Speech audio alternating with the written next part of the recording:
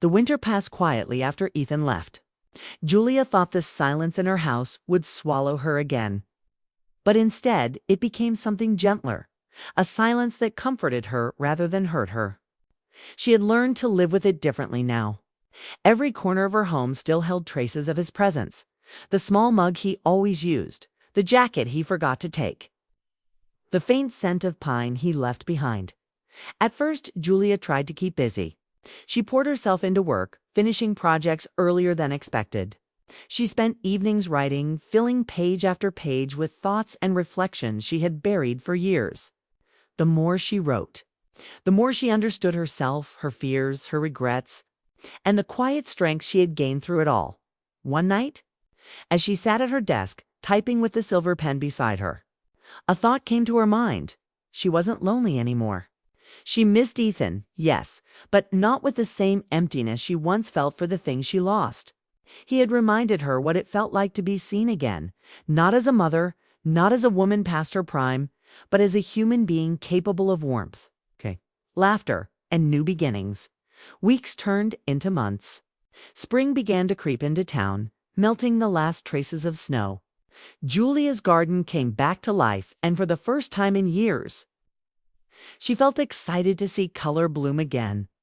One morning, as she was tending to her tulips, her phone buzzed. It was a message from an unknown number.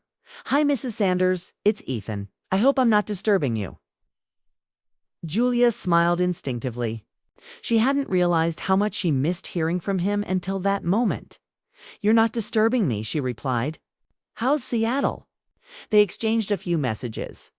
Ethan told her about his internship, the challenges of the city. Now he missed the quiet mornings at her house, the coffee, the calm, the talks that always felt honest. Julia told him about her garden, her writing, and how she'd finally finished the first draft of her book. "You actually did it?" He texted, "I knew you would." "I did," she replied. "You inspired me." "Then it was worth everything," he wrote. Their conversations became more frequent. Sometimes a text, sometimes a phone call that lasted late into the night. They spoke about everything again, not as two people from different worlds, but as equals who had somehow changed each other's lives. Months later, Ethan mentioned he'd be visiting town for a few days. Julia felt a nervous excitement she hadn't felt in years, though she tried to play it off as simple happiness. She told herself she just wanted to thank him in person, nothing more. When the day arrived, the sun was bright, the air warm. Julia opened her front door to see him standing there. Taller somehow, more confident, but still with the same kind eyes. "Hi, Mrs. Sanders," he said with a smile that reached his eyes. "Julia," she corrected gently. "Call me Julia. You've earned that." He laughed softly. "Okay, Julia." They hugged, a simple, genuine embrace that said everything words couldn't. For a moment, time felt still. Inside, the house looked almost the same, though cleaner, lighter, filled with plants and soft colors. Ethan looked around and nodded. "You've been busy." "I have," she said proudly. "I've finished my manuscript." "Really? Can I see it?" She hesitated, then handed him a printed copy from the table. He skimmed a few pages, his smile widening. "Julia, this is beautiful. You wrote from the heart." "I wrote about life," she said softly. "About finding light when you least expect it." He looked at her meaningfully. "That's you, isn't it? The woman who learned to start again." She chuckled. "Maybe. Or maybe it's about someone who reminded her how." Their eyes met for a brief second, not with romance, but with something deeper. Gratitude, understanding, connection. That afternoon, they went for a walk through the small park near her home. The trees were blooming, the air smelled of earth and spring. People passed by with laughter and bicycles, but for Julia, everything slowed down. Ethan told her about his new project at work, how he was helping design a community center in Seattle. Julia listened intently, proud of how much he had grown. "I'm thinking of moving back here one day," he said suddenly. Julia raised an eyebrow. "Really? Why?" He smiled. "Seattle's great, but it doesn't feel like home. I miss the quiet. And He paused, searching for the right words. "There are people here who mean something to me." Julia smiled softly. "I'm sure they'll be happy to hear that." He looked at her with that familiar warmth. "You're one of them." Julia felt her throat tighten, though she managed to keep her voice steady. "You've become very good with words, Ethan. Guess I learned from you," he said lightly. And they both laughed. When they returned home, the sun was setting. Julia invited him for dinner, and they cooked together. Something simple, pasta and salad, just like the old days. It felt easy, natural, like they'd done it 100 times before. As they sat at the table, Ethan said quietly, "Do you ever regret anything?" Julia thought for a moment. "I used to, but now, not really. Every mistake, every loss, it brought me here, to now. I think that's what life is. Not about being perfect, but about finding peace with what's left." He nodded, thoughtful. "You make it sound so simple." "It isn't," she said with a smile. "But it's worth it."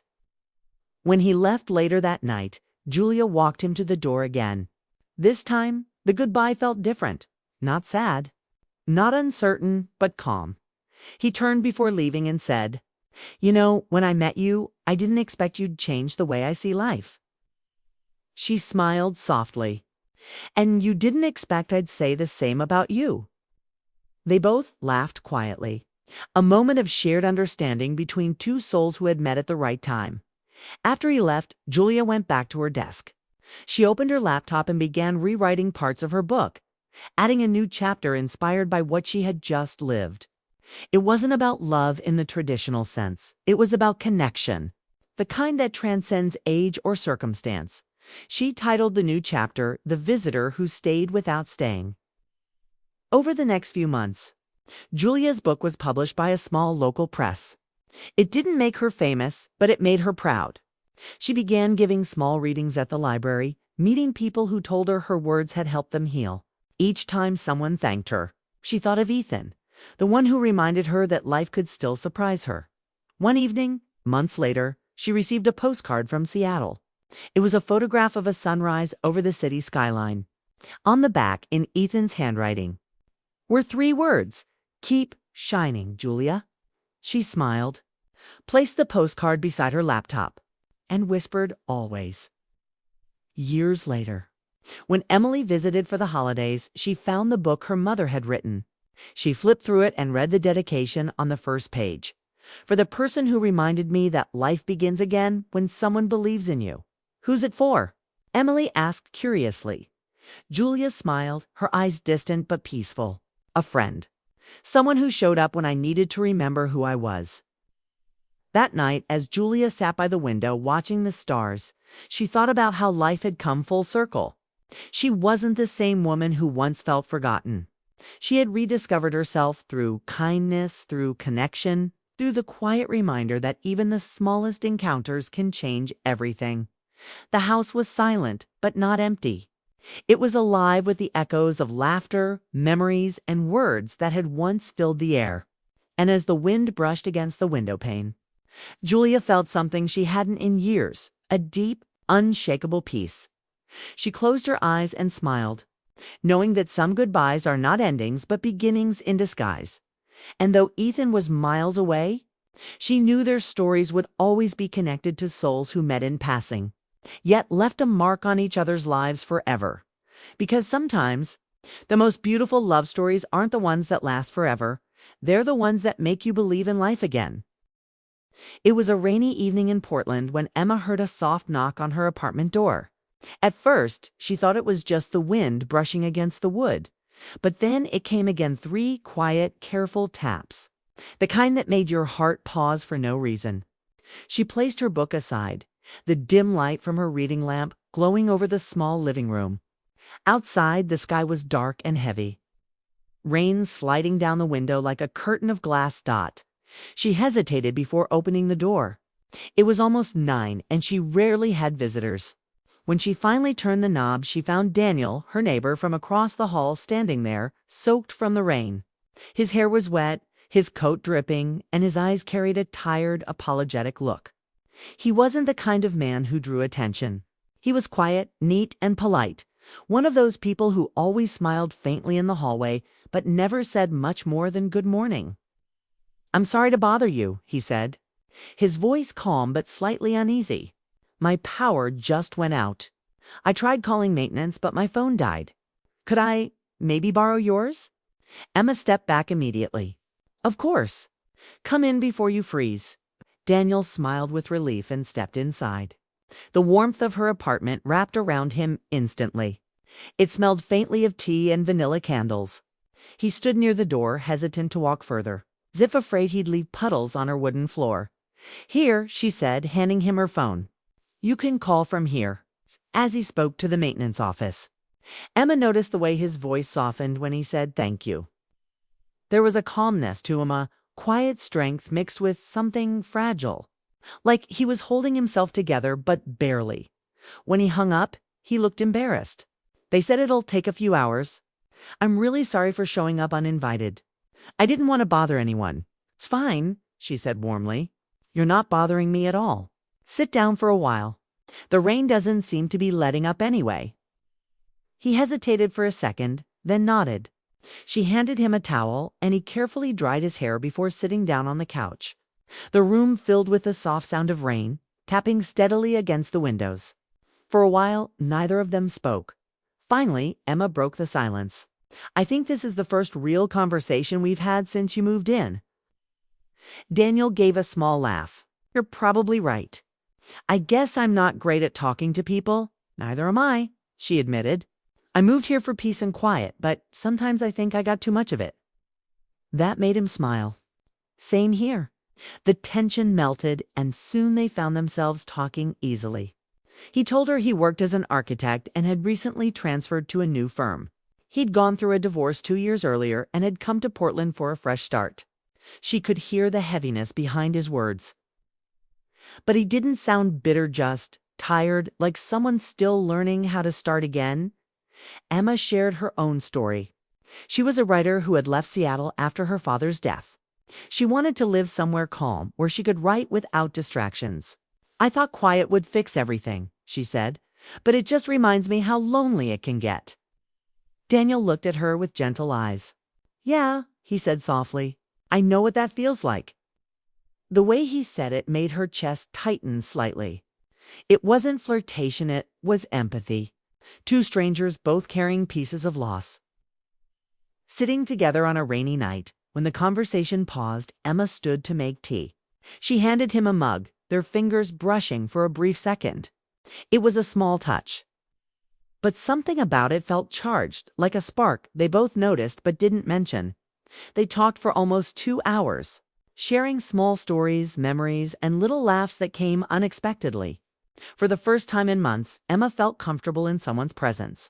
The silence between their words wasn't empty, it was peaceful. Eventually, Daniel checked his phone and sighed softly. "Looks like the power's back. I should let you get some rest." She smiled. "You're welcome anytime, Daniel. I mean that." He gave a quiet nod. "Thank you, Emma, for the tea and for not minding my unplanned visit." When he left, the door clicked softly behind him. The apartment felt colder somehow, though nothing had changed. She sat back on the couch, staring at the window. The rain was still falling, the city lights blurred through the wet glass. She told herself she was being silly.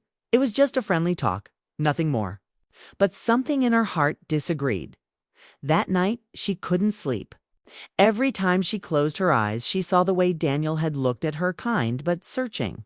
Like someone who had forgotten how to trust warmth, but was learning again. The next morning, soft knock came at her door again. She opened it to find Daniel, holding 2 cups of coffee. "I thought I'd return the favor," he said shyly. Emma laughed. "You didn't have to." "I wanted to," he said, "and I figured this was a good excuse to check if you survived the storm." She invited him in. They drank their coffee together by the window, talking about ordinary things, the weather, the city, the neighbors upstairs who always played music too loud. It felt easy, natural. That small moment became a pattern. Sometimes Daniel brought coffee, sometimes she brought muffins. Some mornings they'd bump into each other in the hallway, pretending it was coincidence. Though both knew it, WASN single quotes T.days turned into weeks. Emma started noticing little things about him, how he always listened before he spoke, how he looked out the window when he thought deeply, how his smile came slowly, as if it had to fight through years of silence. One evening, when the sky was heavy with clouds again, there was another knock. This time Daniel looked different. When she opened the door, his expression distant, his eyes tired. "Are you okay?" she asked. He nodded but didn't speak for a moment. Then, he said quietly, "I got a call from my ex-wife today. She's getting remarried." Emma's heart sank. "Oh, Daniel, I'm so sorry." He shook his head. "Don't be. It's fine. I just didn't expect it to hit this hard. It's strange when someone moves on, you realize how far behind you still are." She didn't know what to say, so she simply said, "Come in." He sat down on the couch, elbows resting on his knees, staring at the floor. His voice was low, thoughtful. "You ever feel like you're doing everything right, but you're still lost?" She nodded softly. "Every day." Their eyes met. Neither looked away. It wasn't romantic, it was raw and honest. To people who didn't need to pretend with each other, Emma reached over and placed her hand gently on his. "You're not alone in feeling that way," she said quietly. Daniel looked at her hand, then at her face. His voice trembled slightly when he said, "You know, I didn't think I'd ever meet someone who understood this kind of silence." She didn't respond. She just smiled faintly, letting the weight of his words settle between them. Outside, thunder rolled in the distance. The lights flickered, then dimmed. The rain began again, steady and soft. They sat in the half-dark room, side by side, neither speaking. The quiet between them wasn't heavy any, more it was comforting. It felt like the world outside had faded away, leaving only the sound of rain and the shared heartbeat of two lonely souls. For the first time in a long while, Emma didn't feel alone, and Daniel, sitting beside her, didn't feel like a stranger anymore. He stayed a while longer that night, sipping tea and listening to the rain. When he finally stood to leave, he said softly, "Thank you, Emma, for everything." She nodded. "Anytime, Daniel." When the door closed, Emma leaned against it, her heart beating faster than before. She didn't know what this connection was, or what it would become, but she knew one thing for certain. That quiet knock had changed something in her life forever, and as she looked out at the rain-soaked night, she whispered to herself, "Why do I feel like this is just the beginning?" What she didn't know was that Daniel felt the same, that his quiet knocks would return again and again, until both of their lives were bound by something neither of them planned but both desperately needed.